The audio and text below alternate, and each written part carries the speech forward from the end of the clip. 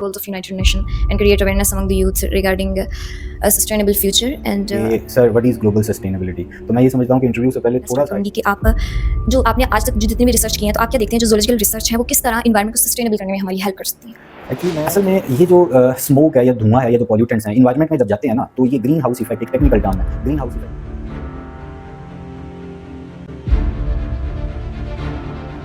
To our channel GHSP stand for Global Sustainable Hub Pakistan. Here we deal with the 17 goals of United Nations and create awareness among the youth regarding a sustainable future. And today's concern is our environmental sustainability. हमने interview की एक series start की है जिसमें हम तमाम expert से राय लेंगे इन्वायरमेंटल सस्टेनेबिलिटी के हवाले से, and this is our first most interview. इसमें हमारे बहुत ही ऑनरेबल गेस्ट हैं। मैं चाहूँगी कि वो खुद को खुद इंट्रोड्यूस करवाएं because we are not enough to introduce them. Mister Amin Asif साहब, would you like to introduce yourself please? बिस्मिल्लाहिर्रहमानिर्रहीम, थैंक यू वेरी मच, आप लोगों ने इनवाइट किया। तो I am doctor Amin Arif, I am assistant professor of zoology in government MO college Lahore.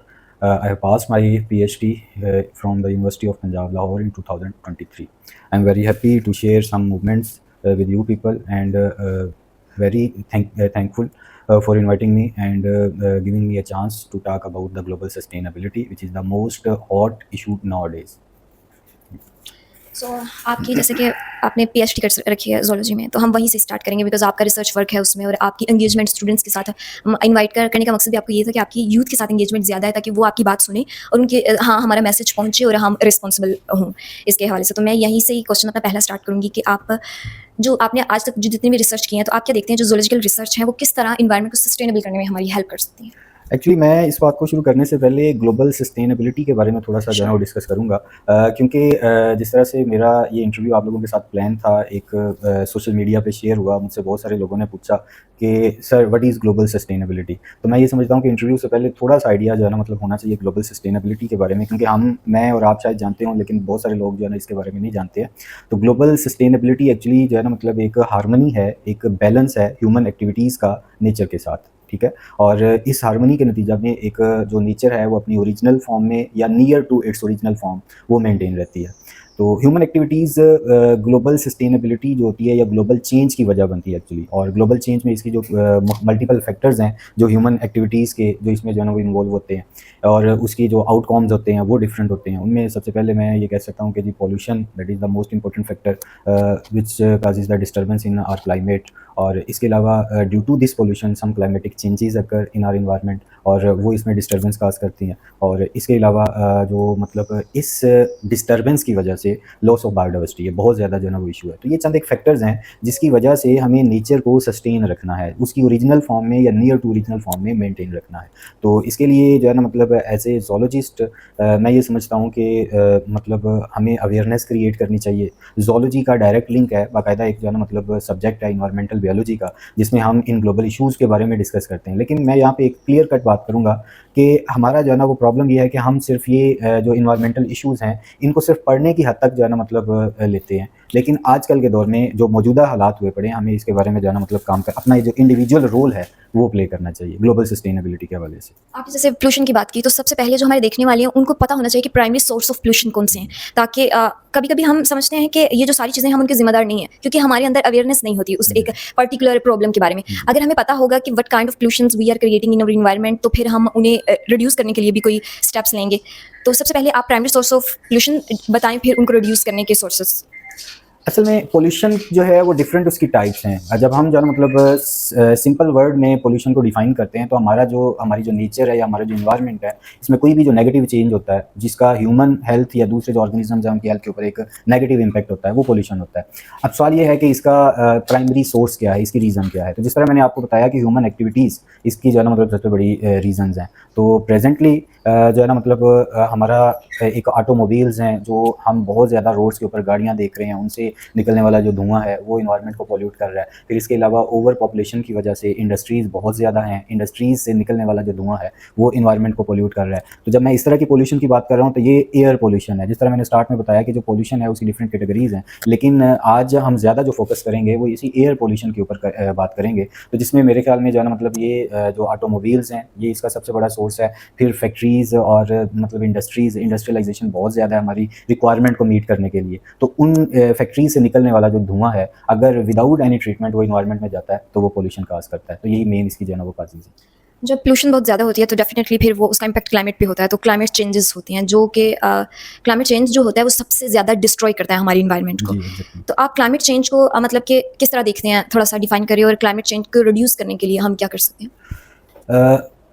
असल में ये जो स्मोक है या धुआं है या जो पॉल्यूटेंट्स हैं इन्वायरमेंट में जब जाते हैं ना, तो ये ग्रीन हाउस इफेक्ट, एक टेक्निकल टर्म है, ग्रीन हाउस इफेक्ट जो है ना वो काज करते हैं, जिसकी वजह से जो है ना वो ग्लोबल वार्मिंग होती है। ग्लोबल वार्मिंग के आगे फर्दर जो है ना मतलब इफेक्ट्स हैं, और इसमें असल में जो सबसे मेजर इफेक्ट है ना जिसकी वजह से हमें जो है ना वो सस्टेनेबिलिटी की ज़रूरत है, वो हमारा जो क्लाइमेट है इसमें एक्सट्रीमिज़म आ गया। मतलब गर्मी है तो बहुत ज़्यादा गर्मी है, और अगर सर्दी है तो बहुत ज़्यादा सर्दी है। तो ये क्लाइमेटिक चेंज है। हम शुरू से पढ़ते आ रहे हैं कि पाकिस्तान के अंदर जो है ना वो 4 किस्म के मौसम है, ये एक आइडियल सिचुएशन है। लेकिन अब जो है ना वो ऐसा होता है कि जो सर्दियाँ हैं वो रिड्यूस हो गई हैं, लेकिन जब आती है सर्दी तो बहुत ज़्यादा आती है। इसी तरह से गर्मियाँ वो भी रिड्यूस हो गई हैं, लेकिन जब आती है गर्मी तो बहुत ज़्यादा आती है, तो उसकी वजह से हेल्थ इशूज़ होते हैं।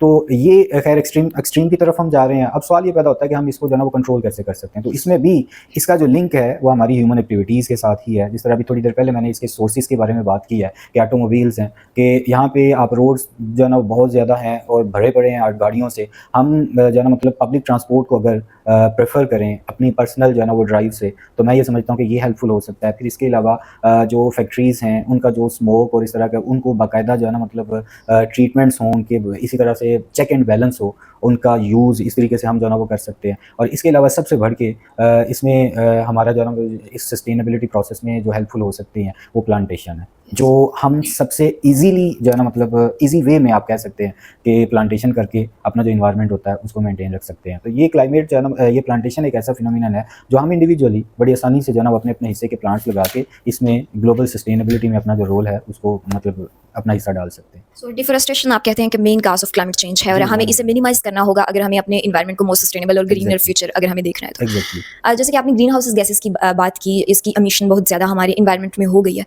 तो हम इसके कार्बन फुटप्रिंट्स को हम मिनिमाइज जो हैं वो किस तरह कर सकते हैं, आपने थोड़ा सा डिस्कस किया, जी। मगर कुछ ऐसी आप एग्जांपल्स दें कि जिसके ज़रिए हम थोड़ा सा जो हमें डेली लाइफ के एग्जांपल्स हों कि हम कार्बन की फुटप्रिंट्स को किस तरह कम कर सकते हैं। जी, मैंने अभी आपको बताया कि एक तो डिफॉरेस्टेशन को अवॉइड करके, दूसरा एफॉरेस्टेशन को प्रमोट करके हमें एफॉरेस्टेशन की तरफ भी जाना। सिर्फ डिफॉरेस्टेशन रोकना ये शायद काफ़ी नहीं होगा, हमें एफॉरेस्टेशन की तरफ जाना होगा। दूसरा इसके अलावा हमारी जो है ना वो डेली लाइफ में कुछ जो है ना मतलब चीज़ें ऐसी हैं कि फॉर एग्जांपल के प्लास्टिक्स का जो यूज़ है वो बहुत ज़्यादा किया जा रहा है। अब प्लास्टिक्स जो है ना नॉन डिग्रेडेबल सब्सटेंसेस हैं, फिर उनको डिस्कार्ड करने के लिए बर्न किया जाता है, वो इन्वायरमेंट में पोल्यूशन काज करते हैं। फिर जिस तरह मैंने आपको बताया कि नॉन डिग्रेडेबल है तो उनसे जान छुड़ाना जो है ना वो मुश्किल हुआ पड़ता है। तो अगर हम जो है ना वो प्लास्टिक्स के अल्टरनेटिव की तरफ जाएँ तो ये भी एक जो है ना वो अच्छी ऑप्शन हो सकती है इसको जो है ना वो कंट्रोल करने में। और अल्टरनेटिव्स बहुत ज़्यादा हैं इसके। अभी गवर्नमेंट लेवल के ऊपर भी इसके ऊपर ये प्लास्टिक बैग्स के ऊपर काफ़ी हद तक उन्होंने उसको बैन कर दिया, और इसके अल्टरनेटिव जो है ना मतलब बैग्स आए हैं जो हमें शायद अभी फ़िलहाल हमारी जो है ना जेब के ऊपर बर्डन है, लेकिन इन्वायरमेंटल सस्टेनेबिलिटी के लिए ये एक अच्छा स्टेप हो सकता है। सो हमें इको फ्रेंडली प्रोडक्ट्स यूज़ करने चाहिए जिसमें हमारे प्लास्टिक की जो है ना वो रिड्यूस और मिनिमम यूज़ है, और इसके अलावा हमें इसका जो प्लास्टिक यूज़ है ना हम उसे डिस्करेज नहीं करते हैं। जी, प्रॉब्लम यहाँ आती है, हम सोचते हैं कि ये काम इजी है, जी। तो हम इजी की तरफ जाते जाते खुद को मुश्किल में डाल रहे हैं। मुश्किल लाइक में पीपल कहते हैं, लोग कहते हैं कि हम तो बहुत मसरूफ हैं और हम अब घर से एक बैग उठाकर लाएंगे और उसके अंदर चीज़ें नहीं ले जा सकते, मगर ये जो शॉर्ट टर्म थिंग्स है ना, शॉर्टकट्स हैं, वो हमें जो नुकसान है ना वो लंबा नुकसान पहुंचा रहे जी, हैं। एग्जैक्टली। सो अगर इसमें मैं थोड़ा सा और ऐड करूंगा कि जिस तरह आपने बताया ना कि शॉर्ट टर्म्स और फैसिलिटीज़, जिस तरह बहुत ज़्यादा यूज़ हर घर में ओवन का यूज़ हो रहा है, रेफ्रिजरेटर्स का यूज़ हो रहा है, तो ओवन से निकलने वाली जो रेडिएशंस हैं, रेफ्रिजरेटर से निकलने वाली क्लोरोफ्लोरोकार्बन या इस तरह के जो डिफरेंट गैसेज हैं वो इन्वायरमेंट को डिस्टर्ब कर रही हैं, क्लाइमेटिक चेंज की वजह बन रही हैं। आल्दो के उसकी वजह से हमारा जो हमें फ़ायदा हो रहा है, हम कंफर्टेबल हैं, हम ईज़ में हैं, लेकिन हमारा इन्वायरमेंट ईज़ में नहीं है, क्लाइमेट ईज़ में नहीं है। तो ग्लोबल सस्टेनेबिलिटी यही है कि ह्यूमन एक्टिविटीज़ और नेचर के दरमियान हार्मनी क्रिएट करना। तो इसके लिए हमें जो है ना वो साइड बाय साइड चीज़ों को लेकर चलना चाहिए। बीइंग अ ह्यूमन हम हैं तो हम्बल, बट हम बहुत क्रूल है नेचर के साथ। अगर हमें सस्टेनेबल इन्वायरमेंट और फ्यूचर चाहिए तो हमें नेचर के साथ फ्रेंडली होना पड़ेगा। एग्जैक्टली। बट मतलब एक रैशनल इंसान जो रैशनल होता है ना, वो ये सोचता है कि क्यों, कैसे, और वो चीज़ें करने से पहले, वो स्टेप, एक प्लास्टिक बैग नीचे फेंकने से पहले वो पूरा प्रोसेस सोचता है कि इसका क्या नुकसान होगा। तो हमारे यूथ में हम कौन से ऐसे तरीके हैं जो हम उनके ब्रेन में कल्टीवेट कर सकते हैं कि उन्हें इस बारे में अवेयरनेस आए, उन्हें एहसास पैदा उनके अंदर हो कि हम अपने इन्वायरमेंट के साथ क्या कर रहे हैं, मतलब कि हम कैसे एजुकेट कर सकते हैं। Being a professor you can tell better. मैं समझता हूँ कि बीइंग प्रोफेसर से ज़्यादा अगर मैं अपना एक जनरल एक्सपीरियंस दूँ तो आज की जो यूथ है उसको टारगेट करने का जो सबसे बेहतरीन तरीका है ना, वो सोशल मीडिया है। क्योंकि आप अपना मैसेज उस मीडिया के ज़रिए सबसे तेज़ी से फैला सकते हैं, जिस मीडिया को लोग ज़्यादा यूज़ करते हैं। तो मेरा ख्याल है कि हर बंदा किसी न किसी तरीके से सोशल मीडिया के साथ जो है ना वो लिंक्ड है। तो एक ऐसी अवेयरनेस कैंपेन जो है ना वो चलाई जा सकती है सोशल मीडिया के थ्रू, जिस तरह आप लोगों ने जो है ना माशाल्लाह ये एक कैंपेन शुरू की है। ये एक एफर्ट है। अब जिस तरह मैंने आपको बताया कि जब ये शेयर हुआ कि इंटरव्यू होना है, तो मेरे ही बहुत सारे जो है ना वो स्टूडेंट्स ने पूछा कि सर ये क्या है? तो मैं ये समझता हूँ कि अगर ये ना होता तो शायद उनके माइंड में ये क्वेश्चन ही ना आता कि ये क्या है। अब ये क्वेश्चन का आना, यही मैं समझता हूँ आपकी अचीवमेंट है। अब इस क्वेश्चन का आना और उसके बाद फिर आगे इसको कैसे हम यूटिलाइज़ करते हैं, कैसे अपना एक जो मैसेज है वो आम लोगों तक, स्टूडेंट्स और यंग यूथ जो है, मैं समझता हूँ कि सबसे बड़ी पावर है। क्योंकि मेरा ख्याल है कि सबसे ज़्यादा काम भी वही कर सकती है। बाकी अगर आप थोड़ा सा प्रोफेशनलिज्म की तरफ जाएँ, जैसे-जैसे हम जो है ना वो बीइंग प्रैक्टिकल, हमारे पास इतना टाइम नहीं होता। तो जब आप यंग एज में होते हैं, आप स्टूडेंट होते हैं, आपके पास प्लेंटी ऑफ टाइम है, आपके पास एनर्जी है, आप सब कुछ कर सकते हैं। बस एक प्रॉपर गाइडलाइन की ज़रूरत है, अवेयरनेस की ज़रूरत है, डायरेक्शन की ज़रूरत है। और इसके लिए एज़ ए टीचर मुझे और एज़ ए सीनियर आप सबको जो है ना वो अपना जो रोल है वो प्ले करने की ज़रूरत है। सो आई विल समराइज के पहला कि सोशल मीडिया का अच्छा यूज़ जी। जो यूथ है वो इस्तेमाल करे सोशल मीडिया को अवेयरनेस के लिए मतलब प्रॉब्लम्स को हाईलाइट करें। एग्जैक्टली। और सेकंड थिंग इज दिस की रिस्पॉन्सिबिलिटी एहसास जो है ना जब पैदा हो जाता है ना इंसान के अंदर, तो फिर कोई चीज़ बाकी बचती नहीं, फिर कहीं ना कहीं वो आ जाता है। तो फिर यहाँ तो ये मसला फिर ऐसा नहीं लगता है कि ये मसला हमारा इंडिविजुअली है, ये मसला हमारा कंबाइन है as a community, as a, और अगर कम्युनिटी देखें तो ये सारी वर्ड है ना, ये हमारा यूनिवर्स, हमारा हाउस है। यूनिवर्स में से जो हमारा हाउस है वो अर्थ है। जी, तो इसको सस्टेनेबल करने के लिए फ्रॉम यंग टू एल्डर हमें कोशिश करनी होगी, without seeing that what we are doing, और डिग्रीज की भी परवाह किए बगैर हर एक को अपना इसमें कंट्रीब्यूशन करना होगा। सो पॉलिसीज बनाई जाती हैं कुछ, जैसे हमने ऑर्गेनाइजेशन बनाई तो हमने अवेयरनेस क्रिएट करने के लिए कुछ हमारे फायदे, कुछ ज़्यादातर तो सामने लोगों के फायदे। तो इस तरह गवर्नमेंट भी कुछ पॉलिसीज बनाती है और प्राइवेट तौर पे भी कुछ लोग पॉलिसीज बनाते हैं, मतलब कि कुछ अवेयरनेस सेक्टर्स होते हैं। तो आप क्या समझते हैं कि गवर्नमेंट को कौन सी ऐसी पॉलिसीज बनानी चाहिए कि वो हम अपने इन्वायरमेंट के साथ फ्रेंडली हो सकें? अच्छा, इसमें ना मैं ये कहूँगा कि कोई भी जो काम होता है ना, उसमें दो तरह का जो है ना वो रोल होता है। एक इंडिविजुअल रोल होता है और एक कलेक्टिव रोल होता है। हमारा मसला ये है कि हम इंडिविजुअल रोल को जो है ना मतलब इतना ज़्यादा प्रेफर नहीं करते हैं। हम ये कहते हैं कि मैं अकेला क्या करूँ, वो करेगा तो फिर मैं करूँगा, ये गवर्नमेंट करेगी तो फिर मैं करूँगा। तो उसकी वजह से जो है ना मतलब हम कुछ भी नहीं कर पाते हैं। गवर्नमेंट लेवल के ऊपर काम ज़रूर होना चाहिए। ज़ाहिर बात है कि ये एक ग्लोबल इशू है, ये कोई सिर्फ पाकिस्तान का या सिर्फ लाहौर का तो इशू नहीं है, ये एक ग्लोबल इशू है। गवर्नमेंट के ऊपर तो लेवल के ऊपर काम और कहीं कुछ हद तक जो है ना मतलब हो भी रहे हैं। अभी मेरी जो है ना वो नज़र से गुजरा है कि HEC की तरफ से जो है ना वो एप्लीकेशंस मांगी गई हैं, प्रोजेक्ट्स डिमांड किए गए हैं, और वो प्रोजेक्ट्स क्या हैं, क्लाइमेटिक सस्टेनेबिलिटी के ऊपर हैं। ये अभी रिसेंटली बात है, मतलब मुझे अच्छा लगा। और मीनवाइल इसी टाइम ड्यूरेशन में आपकी और हमारी डिस्कशन चल रही थी ग्लोबल सस्टेनेबिलिटी के ऊपर, तो मुझे अच्छा लगा कि गवर्नमेंट अपने लेवल के ऊपर जो है ना वो कुछ ना कुछ काम कर रही है। लेकिन गवर्नमेंट ठीक है कम फंडिंग देती है, लेकिन जितनी फंडिंग दे रही है हम उसको यूटिलाइज़ कर दें। मैं इसकी एग्जांपल कर देता हूँ कि जो है ना हमारी डिफरेंट गवर्नमेंट्स आई हैं, उसमें हर गवर्नमेंट ने कहीं ना कहीं प्लांटेशन के ऊपर काम किया है। हम एज ए गवर्नमेंट ऑफिसर हमने अपना जो है ना मतलब हमारी ड्यूटीज़ भी लगी, as a college teacher duties लगी प्लांटेशन के ऊपर। तो हमने ना इन ड्यूटीज़ को इतना ज़्यादा अच्छे तरीके से जो है ना वो नहीं निभाया। मतलब गवर्नमेंट ने तो अपनी रिस्पॉन्सिबिलिटी पूरी की, लेकिन हमने एज इंडिविजुअल अपनी जो रिस्पॉन्सिबिलिटी है उसको पूरा नहीं किया। मैं यहाँ पे स्पेसिफाई नहीं करना चाहता हूँ किसी भी जो है ना वो पॉलिटिकल पार्टी को, तो वो ज़रा एक पॉलिटिकल से इंटरव्यू हो जाता है, मैं जनरल बात करता हूँ। लेकिन मैं ये समझता हूँ कि हर गवर्नमेंट ने कहीं ना कहीं अपना जो रोल है वो प्ले किया है। हाँ, उसको थोड़ा सा स्ट्रीमलाइन करने की ज़रूरत है, प्रोजेक्ट्स ऑफर करने की ज़रूरत है, लोगों को जो है ना वो स्कॉलरशिप्स देने की जो है ना वो बात करनी चाहिए, ताकि लोगों को अट्रैक्शन मिले, उनको लगे कि वो सिर्फ फ्री में ये काम नहीं करते हैं। फिर इसके अलावा कुछ NGOs काम कर रही हैं इसके ऊपर, और मैं ये NGOs की जब बात करता हूँ तो ये इंटरनेशनल लेवल के ऊपर है। शायद हम जो है ना एक अंडर डेवलप्ड कंट्री में है या डेवलपिंग कंट्री में है, तो हमारे और भी बहुत सारे इश्यूज़ हैं। और जो डेवलप्ड कंट्रीज़ हैं उनमें ऐसा है कि उनके काफ़ी हद तक जो बेसिक इश्यूज़ हैं वो उन्होंने रिजॉल्व कर लिए हैं। अब वो ग्लोबल सस्टेनेबिलिटी, इन्वायरमेंटल प्रोटेक्शन, इसके ऊपर जो है ना वो बहुत ज़्यादा काम कर रहे हैं। लेकिन मैं समझता हूँ कि हमें भी ये शुरू करना चाहिए और अभी से करना चाहिए, ऐसा ना हो कि बहुत देर हो जाए। मैंने एक यहाँ ऐड करूँगी बात कि मुझे लगता है इस तरह कि ये जो हमारी इश्यूज़ है ना, वो इश्यूज़ तब नहीं रहते जब हम रिस्पॉन्सिबल और ऑनेस्ट हो जाते हैं, हम खुद से क्वेश्चनिंग करना शुरू कर देते हैं, हम खुद से सवालात नहीं करते और हम भागते हैं खुद से। देखिए, अब मैं जा रही हूँ तो मैंने एक कूड़ादान के बाहर ही एक रैपर फेंक दिया, मैंने खुद से सवाल नहीं किया कि अक्सर तुमने ऐसा क्यों किया। मैंने कहा कि लेट इट गो, क्योंकि ये सब कर रहे हैं तो मुझे भी ऐसा करना चाहिए। तो आपने जितनी भी गुफ्तगू की तो उसका मैं क्रक्स ये बताऊंगी कि अपने साथ ऑनेस्ट होना है, रिस्पॉन्सिबल बनना है। तो इन दोनों चीज़ों को इम्प्लीमेंट करके हम कोई फेवर रिस्पॉन्सिबिलिटी पूरी करनी बिल्कुल दे सकते हैं। अब ना जो रिसाइकलिंग है जो रिसाइकलिंग है ना वो हमारा कंट्रीब्यूट बहुत ज़्यादा कर सकती है। मतलब हम प्रोडक्ट्स जो एक बोतल यूज़ होती है हम उसे फेंक देते हैं, वो प्लास्टिक की होती है, वो फिर नॉन बायोडिग्रेडेबल है, वो गलती से रहती है सॉइल में, उससे सॉइल लैंड पोल्यूशन इंक्रीज होती है। फिर हम चलते चलते वाटर जो पानी के अंदर कुछ भी फेंक देते हैं, ऐसी चीज़ें, उससे उसकी वजह से जो अंडर वाटर स्पीशीज़ हैं उन्हें बहुत नुकसान हो रहा है। ये जो रिसाइकलिंग है ना उस पर आप कोई थोड़ा सा बताएं हमें कि रिसाइकलिंग के बारे में आपका क्या। रिसाइकलिंग का जो कॉन्सेप्ट है बहुत अच्छा है, मतलब रिसाइकलिंग को हमें प्रमोट करना चाहिए, लेकिन अभी तो खैर जो है ना हम दूसरी तरफ जा रहे हैं ना, हम रिसाइकल्ड जो आइटम्स हैं उनको वैसे ही मतलब शॉपिंग बैग्स हैं ना उनकी रिसाइकलिंग पॉसिबल है, प्लास्टिक बॉटल्स हैं, तो अब हम जो है ना मतलब ऐसी प्रोडक्ट्स यूज़ कर रहे हैं कि जिनकी शायद रिसाइकलिंग जो है ना वो इतनी ज़्यादा ज़रूरत ही नहीं उनकी रहती है। कुछ ऐसे बैग्स हैं जो डिग्रेडेबल हैं, ठीक है। एक तो तरीकाकार ये है कि आप वो अल्टरनेटिव्स की तरफ जाएं, दूसरा ये है कि अगर आप अल्टरनेटिव्स की तरफ नहीं आते हैं तो ये सारी की सारी जो प्रोडक्ट्स हैं जो प्लास्टिक प्रोडक्ट्स हैं इनको हम रिसाइकलिंग में जो है ना वो लेके आ सकते हैं और इसमें कोई हर्ज नहीं है। ये भी यही है कि एक तो हमारी जेब के ऊपर भी जो है ना वो थोड़ा बोझ कम होगा रिसाइकलिंग की तरफ जाने में, और इन्वायरमेंट वो डेफिनेटली इसकी वजह से उसके ऊपर एक पॉजिटिव इफेक्ट होगा। अब हम बात करेंगे फ्यूचर आउटलेट के बारे में। मतलब कि अगर हमें लोगों को खतरात से अदा करना होगा तो फिर ही तो वो इस तरफ आएंगे कि हम इस खतरे से निपटने के लिए हम बिंग इंडिविजुअल को ये किरदार अदा करें। आप यूथ को बताएं कि जो अगर हमने इस पर काम नहीं किया तो हमें फ्यूचर में क्या खतरात इन्वायरमेंटल तौर पर आ सकते हैं। जी, ये एक बहुत इम्पोर्टेंट क्वेश्चन है। एक समझ लें कि as a teacher, as a responsible person, मैं मैसेज भी जो है ना वो कन्वे करना चाहूँगा अपने स्टूडेंट्स को, अपने जूनियर्स को, कि वो इस चीज़ को जो है ना वो समझें कि ये जो क्लाइमेटिक चेंज आ रहा है ये अभी शायद जो है ना मतलब इतना ज़्यादा इसके जो आउटकम्स हैं वो सीवियर नहीं है, लेकिन आने वाला जो वक्त है वो बहुत ज़्यादा भयानक होने वाला है।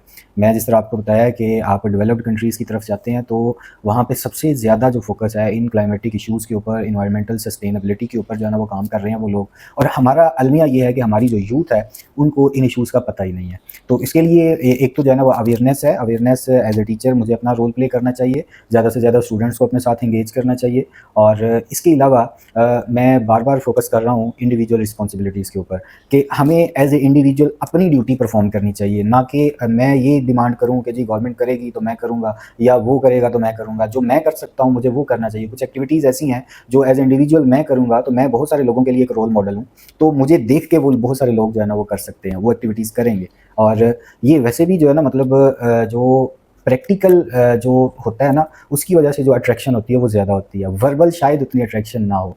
तो हमें जो है ना मतलब हमारी जो यूथ है इसको क्लाइमेटिक इश्यूज़ के बारे में अवेयर करना चाहिए, और इसके अलावा गवर्नमेंट को भी चाहिए कि कुछ जो है ना मतलब पॉलिसीज़ बनाए। हमारे ये जो बहुत ज़्यादा अर्बनाइजेशन की वजह से जो हाउसिंग सोसाइटीज़ बन रही हैं, रोड्स की कंस्ट्रक्शन हो रही है, फिर इसकी वजह से जो डिफॉरेस्टेशन हो रही है, तो हाउसिंग सोसाइटीज़ जो हैं वो प्लांट होनी चाहिए। फ्लैट सिस्टम को मैं समझता हूँ कि इंट्रोड्यूस करवाना चाहिए ज़्यादा से ज़्यादा, और इसके अलावा रोड्स की कंस्ट्रक्शन जब होती है तो साथ उसमें जहाँ पे डिफॉरेस्टेशन होती है तो एफॉरेस्टेशन भी होनी चाहिए। गवर्नमेंट के अपने रोल्स हैं, उनको वो अपने रोल्स, और उनमें फिर ये है कि जब हम एज इंडिविजुअल अपना रोल प्ले करेंगे तो फिर हम जो है ना वो किसी गवर्नमेंट नुमाइंदे को भी एंगेज कर सकते हैं, उनको कह सकते हैं, उनको इन इशूज़ की तरफ जो है ना वो राग़िब कर सकते हैं।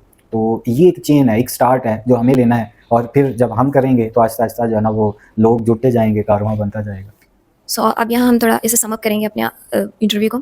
हमारा मेन कंसर्न यूथ था, हम उनके अंदर अवेयरनेस पैदा करें। आजकल जो लोग हैं ना उन्हें लगता है कि वो सब जानते हैं बिकॉज ऑफ सोशल मीडिया, उनके पास गूगल है तो लगता है वो सब जानते हैं। वो बेसिकली खुद को नहीं जानते हैं, वो खुद से बात करने से डरते हैं, वो खुद की इन्वायरमेंट खुद में इन्वायरमेंट भी आ जाता है आपका अपना, तो उस पर बात करने से भी डरते हैं। शायद उन्हें लगता है कि उनकी रिस्पॉन्सिबिलिटी नहीं है, या कहीं ना कहीं कुछ तो लगता है जिस वजह से वो हिचकिचाते हैं।